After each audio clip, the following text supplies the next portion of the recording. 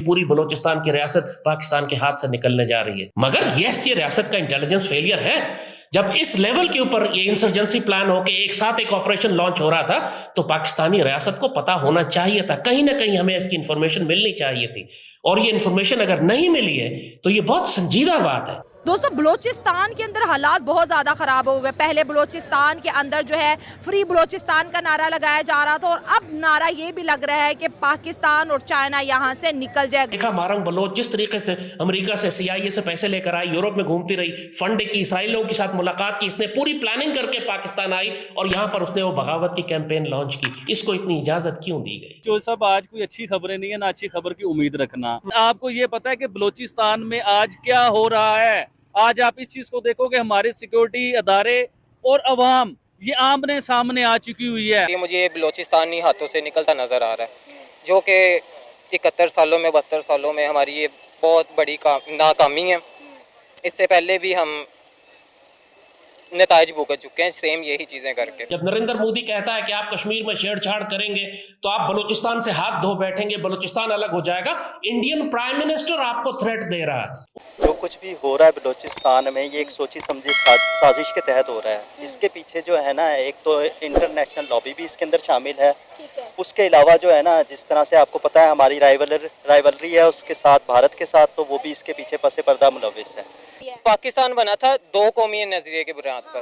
दो कौमी नजरिया क्या था कि अगर एक मुल्क है उसमें दो अलग किस्म की कौमें नहीं रह सकती, ठीक है, हिंदू मुसलमान, यही था ना दो कौमी नजरिया। यहाँ पे हमारे पाकिस्तान में पता नहीं कितनी कौमी नजरिए बन चुके हुए हैं। बलोची अलहदा, सिंधी अलहदा, पख्तून अलहदा, पंजाबी अलहदा। दोस्तों, मजहबी जंजीरों में जकड़े पाकिस्तान के अलग अलग सूबों में बगावत की आग और तेज होती जा रही है। बलूचिस्तान से लेकर सिंध तक पाकिस्तान के विभाजन की रूपरेखा तैयार हो चुकी है। आजाद बलूचिस्तान की मांग और उसकी नींव रखने वाली अकबर बुगटी की बरसी पर बलूचिस्तान लिबरेशन आर्मी ने पाकिस्तान को दहला दिया। यहीं से पाकिस्तान के अलग अलग इलाकों में खूनी जंग का नया चैप्टर शुरू हो गया। बलूचिस्तान की हर गली और हर चौक चौराहे पर शहबाज शरीफ की हुकूमत के खिलाफ आवाजें बुलंद हो रही है। पाकिस्तान की जुल्मों से आजादी के लिए बलूचिस्तान लिबरेशन आर्मी के लोग पहले से ही बंदूक उठा चुके हैं। अब ये बगावत एक बार फिर खूनी शक्ल ले चुकी है, जिससे पाकिस्तान में गृह युद्ध के हालात बन गए हैं। इसका मतलब साफ है कि पाकिस्तान का खंड खंड होना तय है। ऐसे में सवाल उठता है, क्या पाकिस्तान टुकड़ों में बट जाएगा? क्या बलूचिस्तान पाक के चुंगल से निकलकर आजादी की सांस ले पाएगा? इसके साथ ही आगे इस रिपोर्ट में जानेंगे कि आखिर सिंध, बलोच और पंजाब के झगड़े की वजह क्या है। अब जंग आपके घरों में दाखिल हो चुकी है। जब नरेंद्र मोदी कहता है कि आप कश्मीर में छेड़छाड़ करेंगे तो आप बलूचिस्तान से हाथ धो बैठेंगे, बलूचिस्तान अलग हो जाएगा, इंडियन प्राइम मिनिस्टर आपको थ्रेट दे रहा है। उससे आप अंदाजा कीजिए कि किस स्केल के ऊपर इंसर्जेंसीज को डेवलप किया जा रहा था बलूचिस्तान में और पाकिस्तान के खैबर के सूबे में। जो कल परसों भी जो इतनी बड़ी दहशतगर्दी हुई है पूरे बलूचिस्तान में, जो उन्होंने 15-20 जगहों पर एक साथ हमले किए, दहशतगर्दों की तादाद 500 से ज्यादा नहीं थी। छोटे छोटे ग्रुप्स में 10, 15, 20, 50 इन्होंने इस तरह छोटे छोटे ग्रुप्स में इन्होंने एक साथ 20-25 जगहों पर हमले किए। प्रोपेगेंडा वैल्यू बहुत बड़ी है इस बात की।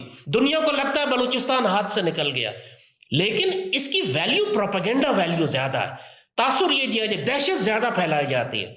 लेकिन जहां तक मिलिटेंट्स का ताल्लुक है, ये 300-400 से ज्यादा नहीं थे।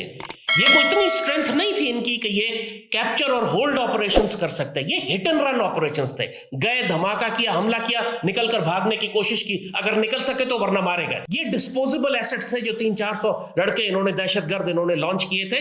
लेकिन इसका बैंग बहुत ज्यादा है। दुनिया में परसेप्शन बहुत बड़ी क्रिएट की गई कि पूरी बलूचिस्तान की रियासत पाकिस्तान के हाथ से निकलने जा रही है। मगर यस, ये रियासत का इंटेलिजेंस फेलियर है। जब इस लेवल के ऊपर ये इंसर्जेंसी प्लान होके एक साथ एक ऑपरेशन लॉन्च हो रहा था तो पाकिस्तानी रियासत को पता होना चाहिए था, कहीं ना कहीं हमें इसकी इंफॉर्मेशन मिलनी चाहिए थी। और ये इंफॉर्मेशन अगर नहीं मिली है तो ये बहुत संजीदा बात है। किस किस्म के इंटेलिजेंस इक्विपमेंट इस्तेमाल करें? इनके पास सैटेलाइट इक्विपमेंट है, इनके पास इंक्रिप्टेड इक्विपमेंट है, इनको इंडिया और इसराइल पूरी तरीके से फंडिंग इनको कर रहा है, इक्विपमेंट और सामान इनके पास है। क्या वजह है कि हम ह्यूमन इंटेलिजेंस भी गैदर नहीं कर सके, इलेक्ट्रॉनिक इंटेलिजेंस भी गैदर नहीं कर सके? आपने देखा मारंग बलोच जिस तरीके से अमेरिका से CIA से पैसे लेकर आई, यूरोप में घूमती रही, फंड की, इसराइलियों के साथ मुलाकात की, इसने पूरी प्लानिंग करके पाकिस्तान आई और यहां पर उसने वो बगावत की कैंपेन लॉन्च की। इसको इतनी इजाजत क्यों दी गई, इतनी स्पेस क्यों दी गई इसको कि ये पूरी दुनिया से इंटेलिजेंस कोऑर्डिनेशन और फंडिंग और पैसा लाकर अरबों रुपया पाकिस्तान के अंदर बलूचिस्तान में लॉन्च करे और इस तरह लोगों को जमा करे? जी मेरे हिसाब से तो ये है कि जो कुछ भी हो रहा है बलूचिस्तान में ये एक सोची समझी साजिश के तहत हो रहा है। इसके पीछे जो है ना एक तो इंटरनेशनल लॉबी भी इसके अंदर शामिल है। उसके अलावा जो है ना जिस तरह से आपको पता है हमारी राइवलरी है उसके साथ, भारत के साथ, तो वो भी इसके पीछे पसे पर्दा मुलविस है। ठीक है, वहाँ पर सपोर्ट किया जाता है ऐसी तंजीमों को जो मुल्क के ख़िलाफ़ काम कर रही हैं, जो पाकिस्तान के अगेंस्ट काम कर रही हैं, ये सब उनका किया धरा है। तो हमारा मीडिया हमेशा इस बात का मलबा इंडिया पे ही डालता भी, जिस तरह आपने बात की है कि बलूचिस्तान में जो कुछ हो रहा है इसके पसे पर्दा जो है वो कहीं ना कहीं इंडिया इन्वॉल्व है। क्या वजह इन सब के जो है वो कांटे ताने बाने इंडिया के साथ क्यों जोड़े जाते हैं? देखिए ऐसा है कि जो हमारी इंटेलिजेंस एजेंसियां हैं वो इतनी भी नाकाम नहीं है, वो बहुत अच्छा काम कर रही हैं और कुछ सबूत वहाँ से मिले हैं, जिसमें सबसे बड़ी लास्ट टाइम जो एग्जांपल हमारे पास कुलभूषण यादव की जो आई थी तो वो भी वहीं से ही अरेस्ट हुआ था। और आई थिंक कि ये तमाम मामला जो है ना वो सारे वहीं से ताने बाने इसलिए मिल रहे हैं, तो मीडिया इसको गलत नहीं उछाल रहा।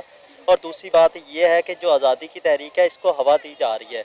तो आपको याद होगा कि आज से कई सालों पहले जो है ना कराची में भी ये सिस्टम था, कराची भी यही चाहता था कि हमें एक अलग मुल्क डिक्लेयर कर दिया जाए, तो पाकिस्तान से हमारा सिस्टम अलग कर दिया जाए। तो वो बहुत सारे मामला थे जिसको हमारे जो है ना एजेंसियों ने या हमारे ये हैंडलर जो हैं इन्होंने अच्छे तरीके से हैंडल किया था और आई होप सो कि ये आगे भी ये लोग जो है ना इसे अच्छे तरीके से हैंडल करेंगे। अगर आप पूरे पाकिस्तान में देखते हैं ना तो आप पूरे पाकिस्तान में अभी आने वाले वक्त के अंदर इस हालात इस कदर गमगीन हो जाएंगे, मज़ीद ख़राब होंगे कि पूरा पाकिस्तान चीख पुकार उठेगा, गरीब लोग मर रहे होंगे, उनका कोई वाली वारिस नहीं होगा और ये जितने भी हुक्मरान हैं ये दूसरे मुल्क में अपने चले जाएंगे और वह सुकून से जाके उधर अपने घर में रहेंगे। बलूचिस्तान में इस तरह की चीज़, जैसे मारंग बलोच ने बहुत सख्त अल्फाज इस्तेमाल किए, दुनिया को कहा कि अगर आप में थोड़ी सी ह्यूमैनिटी है तो आपको बलूचिस्तान की तरफ देखना पड़ेगा। बलोचों का जिस तरह से जेनोसाइड हो रहा है, हज़ारों बलोचों को मार दिया गया, हज़ारों बलोचों को जो है कहते हैं ना कि फोर्सफुली या घरों से जिस तरह से उठाया गया। लेकिन हमारे मीडिया कहते हैं कि यार ये तो भारत करवा रहा है, इनके पीछे किसी फॉरेन एजेंडा का हाथ है, इनको मारंग को इंडिया फंडिंग कर रहा है, जो BLA को फंडिंग हो रही है। तो इंडिया की इन्वॉल्वमेंट आपको बलूचिस्तान में क्या दिखती है? अब ये देखिए ना कि जी अब हमने अपनी नाहली को छुपाना है तो उसके लिए हमारे पास एक सिंपल सा फंड है इंडिया, बस नाम ले लो आप इंडिया का।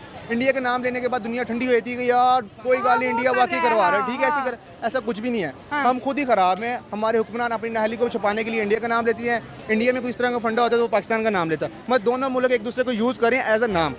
दोस्तों बलूचिस्तान और सिंध में बगावत की आंधी इसलिए आई हुई है क्योंकि पाकिस्तान में प्राकृतिक संसाधन ज्यादातर सिंध और बलूचिस्तान के इलाके में है, लेकिन पाकिस्तान की सरकार सबसे ज्यादा फंड पंजाब प्रांत को देती है। पाकिस्तान के सियासत पर भी पंजाब सूबे का ही दबदबा रहा है।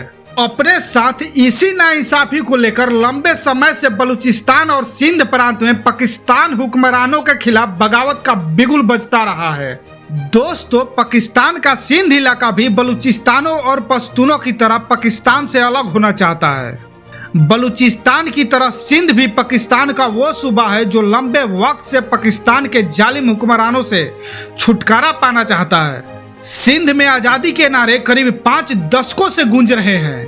इन आवाजों को अब तक पाकिस्तान के फौज बुट्टों और बंदूकों से खामोश करती रही है, लेकिन अब आवाज खुलकर दुनिया के सामने पहुंच रही है। दोस्तों ऐसे ही अमेजिंग वीडियो के लिए चैनल को लाइक, शेयर एंड सब्सक्राइब करना न भूलें। जय हिंद।